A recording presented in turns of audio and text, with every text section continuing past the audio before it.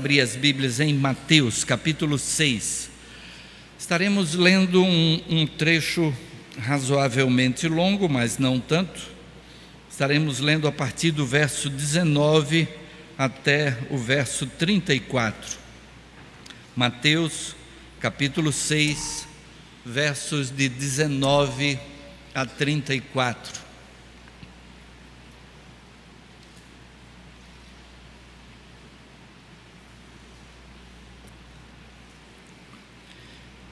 E veja se alguém ao seu lado precisa compartilhar a Bíblia para o acompanhamento desta leitura. Mateus 6, a partir do verso 19. Não acumuleis para vós outros tesouros sobre a terra, onde a traça e a ferrugem corroem e onde ladrões escavam e roubam. Mas ajuntai para vós outros tesouros no céu, onde traça nem ferrugem corrói, e onde ladrões não escavam nem roubam. Porque onde está o teu tesouro, aí estará também o teu coração. São os olhos a lâmpada do corpo. Se os teus olhos forem bons, todo o teu corpo será luminoso. Se, porém, os teus olhos forem maus, todo o teu corpo estará em trevas. Portanto, caso a luz que em ti há sejam trevas, que grandes trevas serão. Ninguém pode servir a dois senhores, porque ou há de aborrecer-se de um e amar ao outro, ou se devotará a um e desprezará ao outro. Não podeis servir a Deus e às riquezas. Por isso vos digo, não andeis ansiosos pela vossa vida, quanto ao que haveis de comer ou beber, nem pelo vosso corpo, quanto ao que haveis de vestir. Não é a vida mais do que o alimento e o corpo mais do que as vestes? Observai as aves do céu, não semeiam, não colhem, nem ajuntam em celeiros, contudo vosso Pai Celeste as sustenta. Porventura não valeis vós muito mais do que as aves? Qual de vós, por ansioso que esteja, pode acrescentar um côvado ao curso da sua vida? E por que andais ansiosos quanto ao vestuário? Considerai como crescem os lírios do campo. Eles não trabalham nem fiam. Eu, contudo, vos afirmo que nem Salomão, em toda a sua glória, se vestiu como qualquer deles. Ora, se Deus veste assim a erva do campo, que hoje existe e amanhã é lançada no forno, quanto mais a vós outros, homens de pequena fé. Portanto, não vos inquieteis, dizendo, que comeremos, que beberemos, ou com que nos vestiremos? Porque os gentios é que procuram todas essas coisas, pois vosso Pai Celeste sabe que necessitais de todas elas. Buscai, pois, em primeiro lugar o seu reino e a sua justiça, e todas estas coisas vos serão acrescentadas. Portanto, não vos inquieteis com o dia de amanhã, pois o amanhã trará os seus cuidados. Basta ao dia o seu próprio mal. Vamos orar? Senhor Deus, louvamos o teu nome, Pai, e agradecemos porque temos o registro do ensino do teu Filho Jesus Cristo, porque a tua palavra nos traz o que o Senhor Jesus deixou como necessidade para a nossa vida, para o nosso desenvolvimento espiritual, para o crescimento da nossa fé em Ti.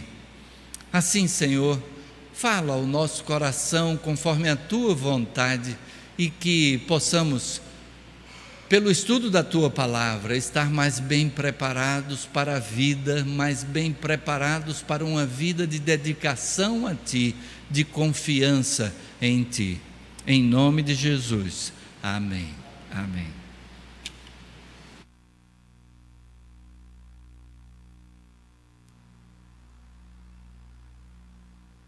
Temos vivenciado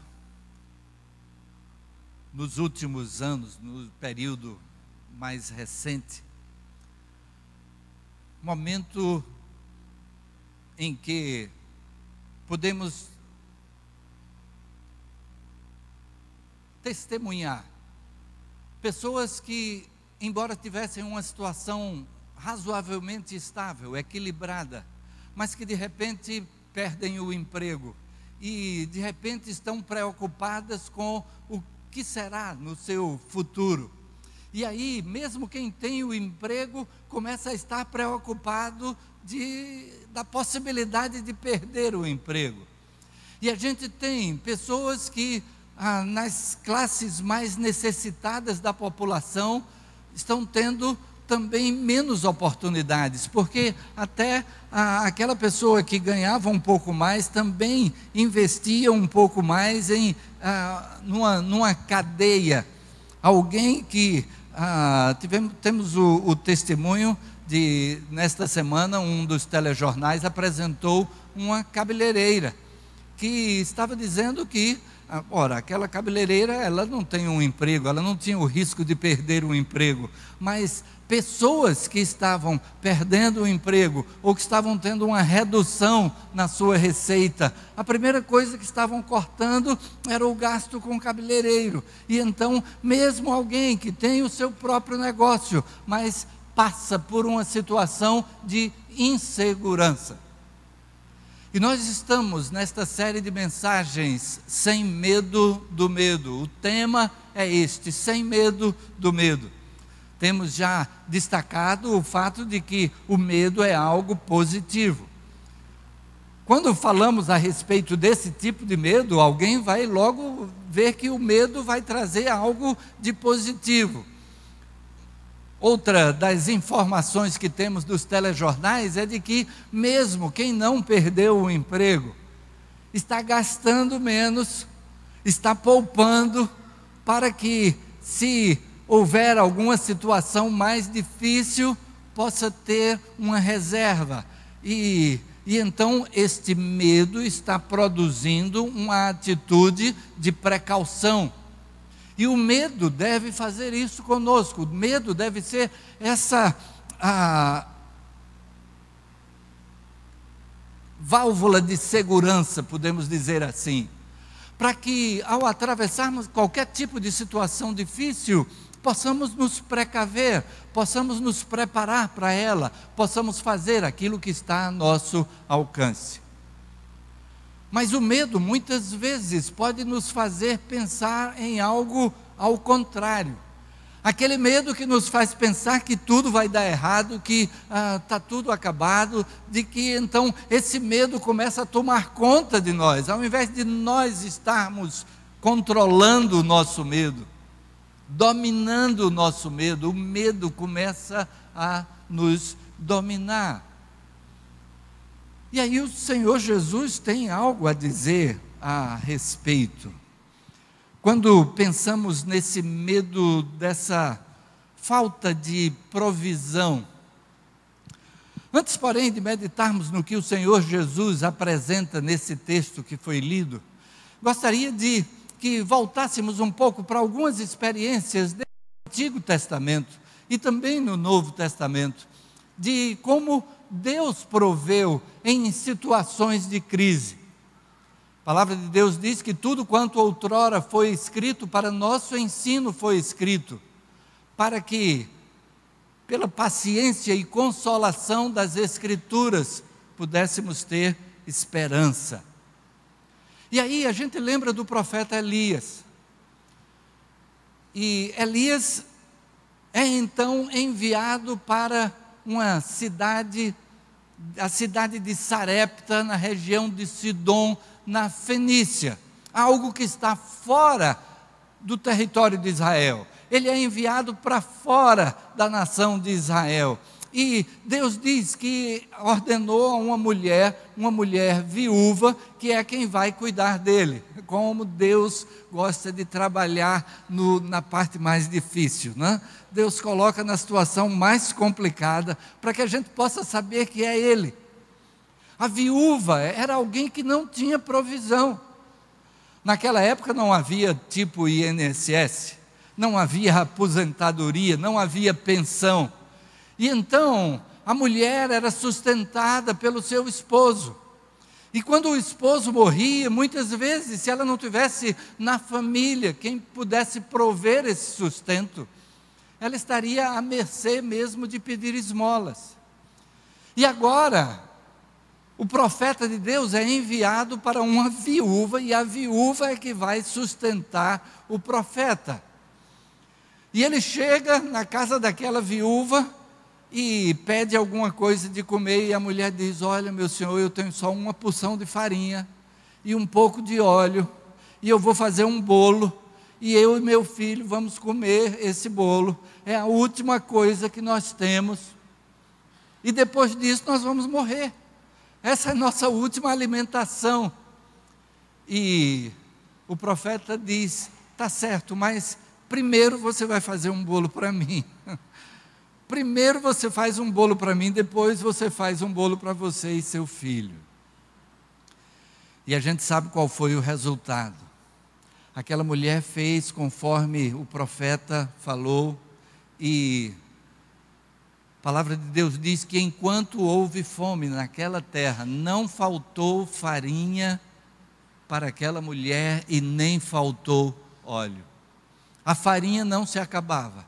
E à medida que a mulher tirava mais farinha, ainda tinha farinha. E tirava mais óleo, ainda tinha óleo. Depois a gente tem o exemplo de Eliseu. Uma viúva também, agora o sentido é o inverso.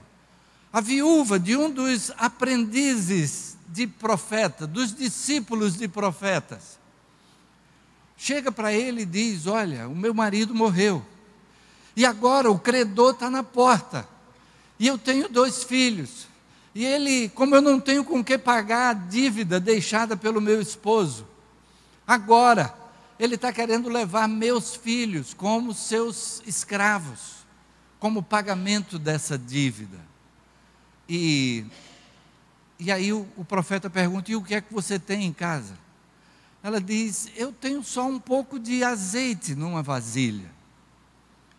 E aí o profeta diz: pois vá para casa e vá na vizinhança e junte vasilhas, traga muitas vasilhas, reúna a quantidade que você puder, e depois da sua vasilha comece a derramar do seu azeite nas outras vasilhas.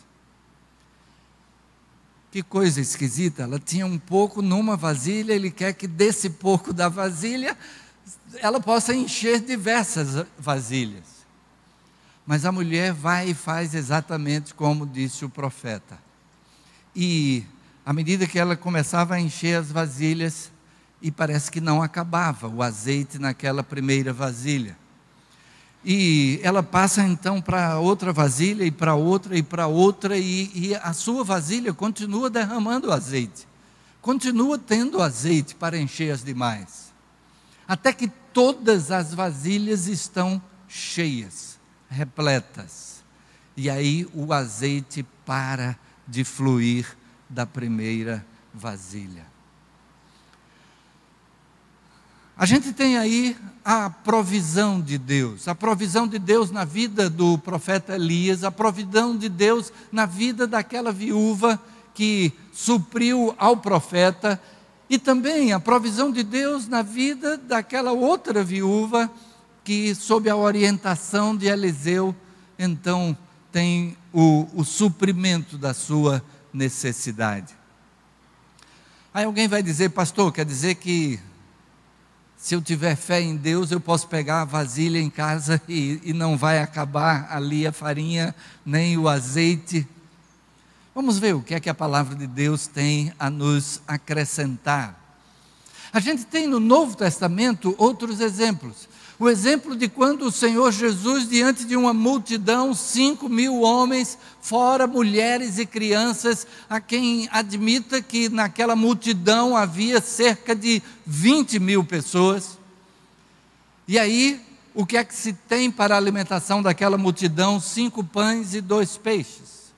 E o Senhor Jesus manda que as pessoas sejam distribuídas em grupos, e vai entregando aos discípulos, vai partindo o pão e os peixes, e no final ele diz: agora recolham o que sobejou, para que nada se perca. E são ajuntados 12 cestos de pão e peixe. Aí, um pouco mais adiante, há a narrativa de uma nova multiplicação de pães.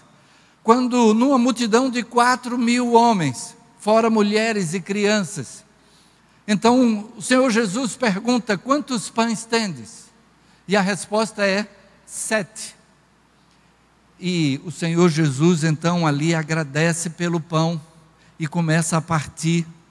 E o texto bíblico diz que daquela multiplicação, quando são ajuntados o que sobrou, restam 7 cestos de pão. É interessante a gente notar algum detalhe nesses números. Primeiro, naquela multidão, alguém pode perguntar de onde saíram aqueles cestos. Quem é que estava por ali, né, com um lote de cestos para que no final pudessem ser ajuntados? O que dizem os estudiosos é que aquelas pessoas que viajavam, que caminhavam, então traziam sempre na sua bagagem um cesto pequeno, onde pudesse ser colocada a própria comida. Na hora de comer, pudesse ser utilizado ali como prato, dali ele então se alimentar. E ali estavam os 12 discípulos do Senhor Jesus. E quantos cestos são ajuntados no final? 12 cestos. Ali está a provisão de Deus para aquilo que era a necessidade dos discípulos. Eles próprios que teriam que procurar de que forma se alimentar no meio daquele lugar onde não tinha muito como. Eles talvez já estivessem preocupados, né, que eles tinham só 7 pães para os 12 e mais o próprio Jesus. Mas agora eles têm 12 cestos de pão. E alguém vai dizer: e o cesto de pão de Jesus, né? Não está faltando um cesto aí? Mas a gente sabe claramente, né, que cada um estaria pronto a participar da sua refeição com o Mestre. Mas eles receberam a lição de que a provisão de Deus vem. E aí, quando houve a outra multiplicação de pães, e que o resultado, o que sobrou, foram 7 cestos de pão. Alguém vai dizer: pastor, dessa vez faltaram 5. 5 ficaram sem pão no cesto. Parece que aí o Senhor Jesus está falando a respeito da multiplicação, do poder de multiplicação. Quantos pães eles tinham no começo? 7.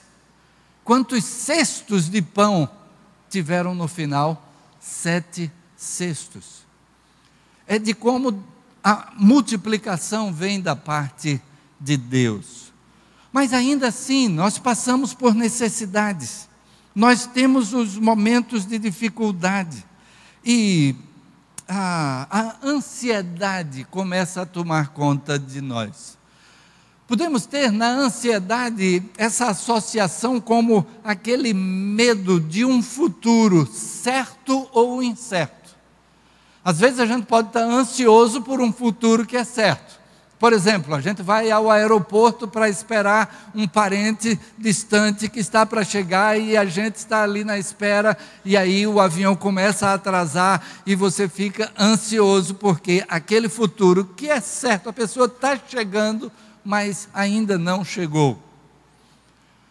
Ou pode ser alguma dificuldade que está para vir, você sabe que alguma coisa está para acontecer e de repente pode ser simplesmente o fato de que você recebeu aquela notificação de uma multa de trânsito, só não chegou ainda a cobrança, e você fica na ansiedade de que aquela cobrança vai chegar, e você vai ter que pagar aquela multa.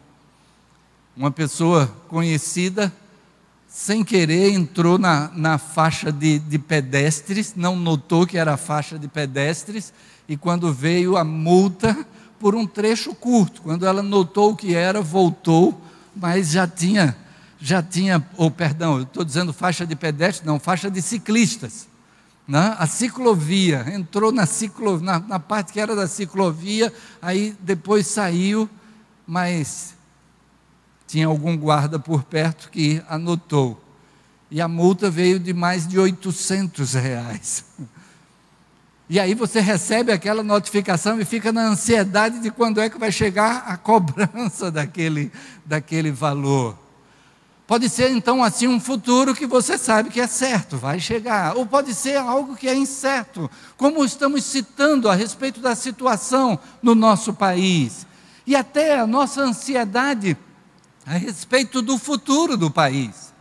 A gente olha os horizontes da nossa política atual e fica sem saber como será esse futuro. E isso gera em nós também ansiedade, esse medo daquilo que está à nossa frente. Como é que vai estar o Brasil? Será que este momento vai encaminhar o Brasil para uma situação de recuperação, de novo crescimento? O Brasil que passou por problemas tão complicados no passado, de inflação alta, 80% de inflação no mês, e de repente nós temos estabilidade, crescimento econômico e tal, aí experimentamos uma queda, experimentamos um período de recessão, onde ao invés de crescer, o Brasil diminui, e tendo mais bocas para alimentar, mas menos recursos. E como é que ficará a situação do Brasil no futuro? Será que vai haver uma nova situação de recuperação? Ou corremos o risco, talvez, da Venezuela, que os venezuelanos estão vindo para o Brasil porque estão fugindo do próprio país? E a gente corre o risco de estar cercado pelo medo. O Senhor Jesus escreve, então, no texto que nós lemos, e Ele nos traz, em primeiro lugar, Ele pontua aquilo que deve ser o nosso horizonte a respeito das nossas receitas, do nosso ganho, do produto do nosso trabalho. Ele vem e diz: não ajunteis para vós outros tesouros na terra, onde a traça e a ferrugem consomem e onde os ladrões minam e roubam. Mas ajuntai tesouros no céu, onde nem traça nem ferrugem consomem e onde ladrões não minam nem roubam. O que ele está dizendo é de que, de fato, tudo aquilo que a gente possa vir a ter aqui, é como disse Jó: nu saí do ventre da minha mãe, e nu eu vou partir daqui. Assim é a realidade para cada um de nós. Nós não levamos nada do que pudermos produzir aqui. E de que precisamos ter o cuidado para que o nosso ganho, as riquezas, aquilo que podemos ter de bens materiais, isso não esteja sendo o primordial na nossa vida. Não é que não queiramos o desenvolvimento, não queiramos o progresso pessoal, mas tudo isso não pode estar como primeira linha para nós. Não podemos ser escravos desses bens materiais. Tivemos no Summit a entrevista com Melinda Gates, esposa de Bill Gates, e a gente pode pensar nos bilhões de dólares que possuem, sendo que ela tem estado envolvida em campanhas beneficentes, e até fazendo assim essa arrecadação de recursos para essas campanhas. E uma das coisas que ela menciona naquela entrevista, ela é entrevistada pelo pastor Bill Hybels, e naquela conversa ali com o pastor Bill Hybels, ela diz que nas campanhas que ela faz, ela chega a fazer propostas que a gente poderia dizer, né, indecentes, porque ela diz que quem tem perto de $1 bilhão, qualquer coisa em torno de $1 bilhão, pode doar a metade e não vai fazer falta. O que tem continua sendo tanto que a pessoa não tem condição de gastar aquele dinheiro. o que resta daquela metade ainda é um montante extraordinário. E então ela faz a campanha, e ela menciona naquela entrevista que ela tem relacionado os 155 bilionários do mundo que estão dispostos a doar metade do que tem. Ela não especifica exatamente, porque ela diz que quer seja em vida, quer seja depois de morrer. Alguns talvez deixem para o momento depois de partir daqui. Mas os bens que nós temos, finalmente aqui vão ficar. E o Senhor Jesus então traz a recomendação: ajuntem tesouros no céu. E aí estudamos recentemente, quando tivemos a série de mensagens da mente diferente, né? Diferentemente, estudamos a respeito de recursos financeiros também, de como eles podem ser bênção na vida de outras pessoas, como essas campanhas que citei, que Melinda Gates tem feito e tantas outras pessoas, e que nós mesmos praticamos aqui, quando ajudamos a nossa instituição de atuação social a realizar o trabalho que desenvolve com as comunidades carentes no entorno da igreja. E então, a recomendação do Senhor Jesus, o alerta do Senhor Jesus é no sentido de que onde estiver o vosso tesouro, aí estará também o vosso coração. E a gente precisa tomar o cuidado de que o primeiro lugar na nossa vida seja Deus.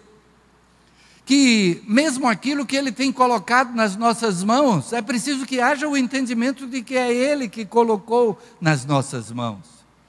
Que a gente possa agradecer dia a dia pelo que Ele tem entregue, no reconhecimento de que é bênção dEle na nossa vida.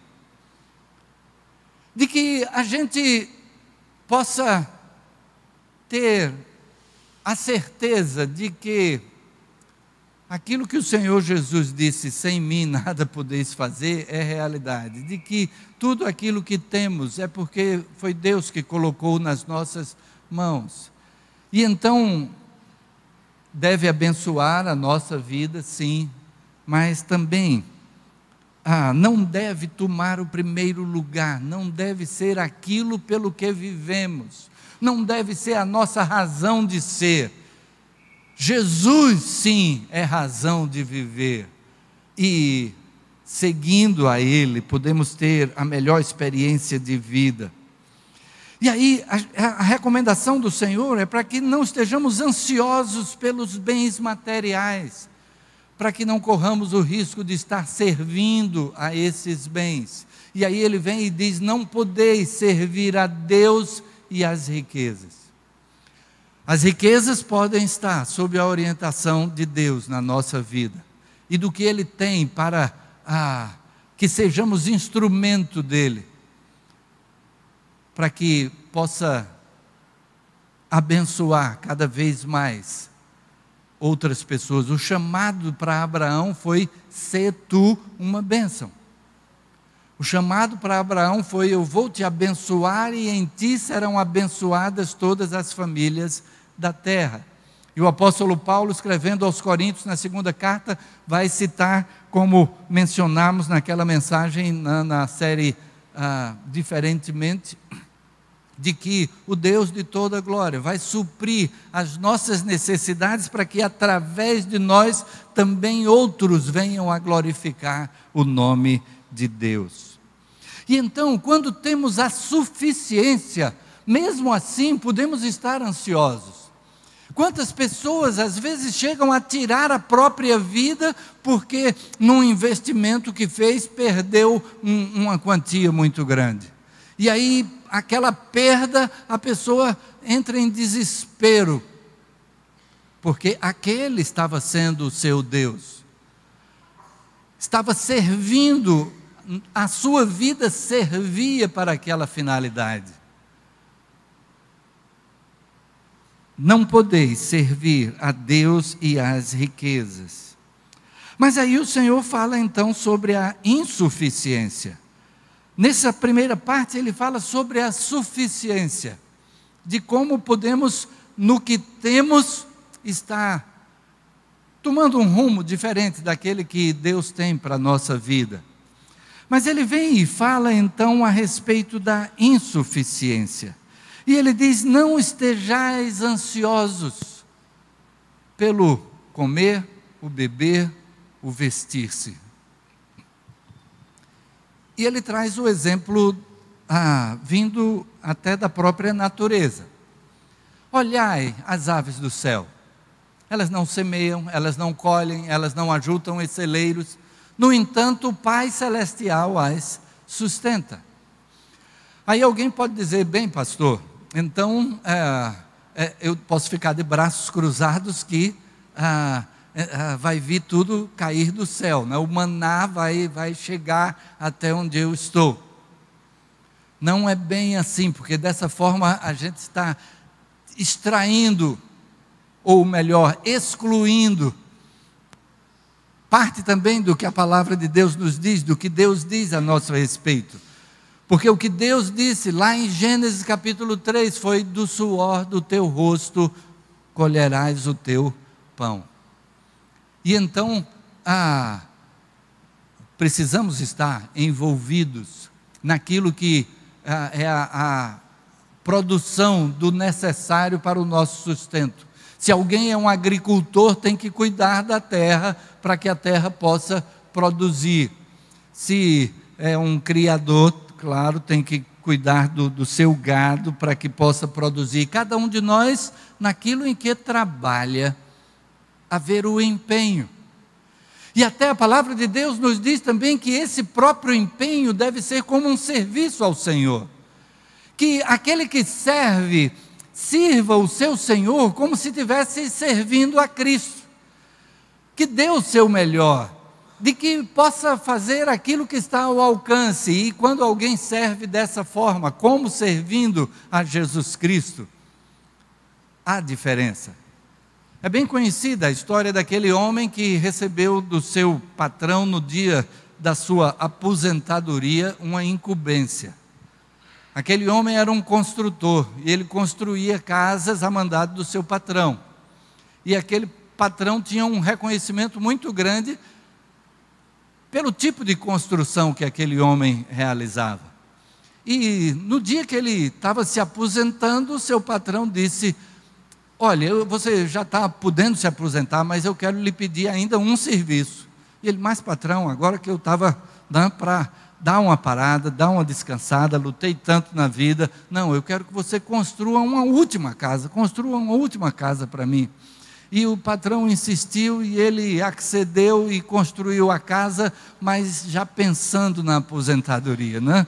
Já pensando, né, que poderia estar descansando, e estou aqui fazendo mais essa casa para o meu patrão, trabalhei tanto tempo, e ele, ao invés de me conceder a aposentadoria, e aquela casa foi sendo construída numa qualidade diferente das que ele fazia antes. Displicência, descuido, e quando ele terminou, o patrão disse: pronto, essa é a sua casa, que eu estou dando de presente para você. E aí ele tinha agora uma casa que foi construída na displicência e no descuido. Quando a gente faz para Deus, a gente faz o melhor. Se aquele homem, pensando agora em si mesmo, se ele soubesse que aquela casa seria a sua casa, ele teria construído de outra forma. E quando a gente então serve a um patrão como se estivesse servindo a Deus, como diz a palavra, então o patrão vai estar satisfeito, você vai estar progredindo na vida, você vai estar crescendo. E se aquele patrão não lhe reconhece, Deus vai fazer com que outro patrão chegue para você e diz: venha trabalhar para mim, não? E você vai caminhando na vida, porque entendeu que até aquilo que a gente faz, o empenho que a gente tem no trabalho, também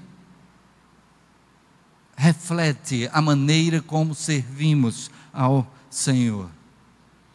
E aí o Senhor Jesus vem e fala: para o momento em que podemos estar numa situação de insuficiência. E ele vem e diz que a vida é mais do que o alimento. E o corpo é mais do que as vestes. E aqui o Senhor Jesus está tratando daquilo que é o necessário para a nossa suficiência. A gente não precisa ter aquele carro, aquela casa, aquela roupa daquela marca. A gente tem suficiência com muito menos do que aquilo que às vezes a gente coloca como padrão, como nível de vida. Ele trata então daquilo que é o suficiente, o essencial. Ele fala da nossa alimentação. E ele fala das nossas vestes, do nosso vestuário, de termos com que nos abrigar. E a gente está agora experimentando um inverno frio em Recife, né? Temperaturas que chegam a 23 graus. E a gente começa a tirar casaco do guarda-roupa, né? Porque a temperatura está chegando a níveis tão baixos. E a gente sente a necessidade de cobrir o corpo, de proteger o corpo. E o Senhor Jesus vai e diz que nem Salomão, em toda a sua glória, se vestiu como os lírios do campo. Deus veste os lírios do campo. Deus cuida das aves do céu. Deus as alimenta e sustenta. E então ele vem e diz: busca em primeiro lugar o reino de Deus e a sua justiça, e estas outras coisas serão acrescentadas. Não será acrescentada aquela TV de 80 polegadas, nem aquele carro importado, não, aquela Ferrari. Mas o essencial, Ele estará provendo. Ele estará provendo dentro da nossa confiança e sem a ansiedade, a nossa segurança de que Ele proverá. A gente faz o que está ao alcance e Ele estará provendo. Alguém vai dizer: pastor, mas isso aí parece ser assim meio no ar, né? Como é que vai estar a minha vida? E a minha necessidade? Vale a pena a gente abrir um parênteses aqui para destacar que muitas vezes a nossa necessidade é por conta de passos que demos que foram passos mal dados. E então você, porque achou que tudo estaria bem, você se comprometeu e acima das suas posses. E agora está enrascado financeiramente. E aí é necessário dar os passos para trás. E então resolver a vida, e quanto mais cedo, melhor. E nunca caindo na mão de agiota, ou mesmo, lembro de um economista que disse que deveria ser proibido você fazer empréstimo para saldar dívida. Porque se você não tem com que pagar agora e você faz aquele empréstimo, né? E então como é que você vai pagar a dívida maior amanhã? Porque agora é a sua dívida anterior mais os juros dessa nova dívida. E então, nunca caindo nesse lado, podendo recuar a tempo, podendo voltar atrás, reorganizar a vida. E então, às vezes, a nossa necessidade está por conta de algum passo que demos em falso. E precisamos reorientar, se necessário, pedir a ajuda de alguém especializado nessa área para organizar as finanças ali e tomar um rumo, fazer negociação com credores, estabelecer prazo para a quitação e poder sair daquela situação. Mas o que fica no ar é o que depende da nossa confiança em Deus. A gente faz o que está ao alcance. Alguém já disse que o ditado de quem confia em Deus é agir como se tudo dependesse de nós e confiar como se tudo dependesse de Deus, exclusivamente de Deus. Fazemos a nossa parte, buscamos o que está ao alcance, levantamos cedo para ir à luta e sabendo que Deus estará provendo aquilo que está para além do que temos o controle. A promessa do Senhor Jesus é de que, se a nossa vida está à disposição de Deus, se temos buscado o seu reino, e nós cantamos já agora pela manhã, vem reinar em mim, Senhor. E o Senhor reinar em nós significa que Ele está no trono da nossa vida. Quando nos cânticos nós dizemos coroamos a Ti, ó Rei Jesus, não é que Ele não esteja coroado, que Ele não seja o Rei, mas é que na nossa vida nós o colocamos nesta posição. Ele é quem está no trono e nós nos submetemos a Ele. Nós buscamos fazer aquilo que é do seu agrado. Nós buscamos aplicar a nossa vida também na expansão do seu reino. E o texto bíblico diz que devemos então buscar o reino de Deus e a sua justiça. A justiça não simplesmente quando a gente está em busca da justiça. Quando a gente tem uma questão sobre talvez um patrão, um ex-patrão, etc. Mas quando a justiça está nas nossas mãos, de que maneira nós cuidamos daqueles que trabalham sob a nossa tutela, vamos dizer assim, sob a nossa direção, aqueles que está em nós o ser justos ou não. Buscar a justiça de Deus é quando está no nosso poder exercer essa justiça. Quando o Senhor Jesus diz, bem-aventurados os que têm fome e sede de justiça, são aquelas pessoas que não admitem a injustiça, mesmo quando elas próprias é que têm a possibilidade de cometer essa injustiça. Então buscai o reino de Deus em primeiro lugar, e a sua justiça, e ele diz, estas coisas vos serão acrescentadas. Quem está dizendo isso? Jesus. E se ele está dizendo, é porque ele cumpre com aquilo que ele diz. E então nós colocamos a nossa vida nas mãos dele, e não precisamos estar ansiosos. Não estejais ansiosos pelo dia de amanhã. Ele estará provendo no tempo certo, no tempo oportuno, no tempo dele. Tenho citado aquele momento quando o Senhor Jesus diz que Deus atende às nossas petições, ainda que tardio para com eles. Ou seja, aos nossos olhos Deus está demorando demais, aos nossos olhos Deus está atrasado, mas Ele está querendo que nós descansemos nas suas mãos, e Ele estará provendo o necessário para a nossa vida. Gostaria de concluir com o texto do Salmo, capítulo 37, verso 25. Fui moço, e já agora sou velho, porém jamais vi o justo desamparado, nem a sua descendência a mendigar o pão. Aquele que confia no Senhor, ele não precisa estar ansioso. O medo, que é positivo, ele é bem-vindo. É Ele que nos faz buscar a solução. É Ele que nos faz agir à medida daquilo que está no nosso alcance. Mas podendo descansar nas mãos do Senhor, na certeza de que Ele proverá. Gostaria de citar ainda o texto de Romanos, capítulo 8.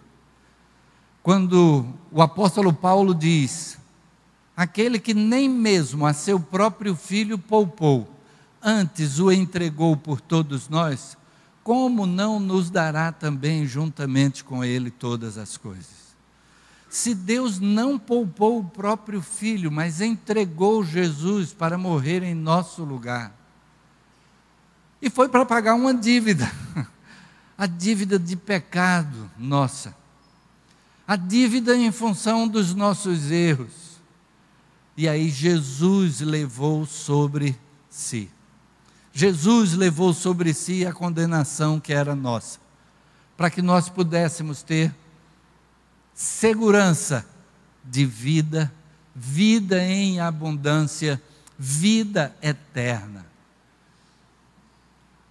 Se Ele entregou o próprio Filho por nós, como não nos dará também juntamente com Ele todas as coisas? E o Senhor Jesus diz: basta a cada dia o seu próprio mal. A cada dia, aquilo que enfrentamos, a luta do dia a dia, deve estar sendo colocada nas mãos de Deus.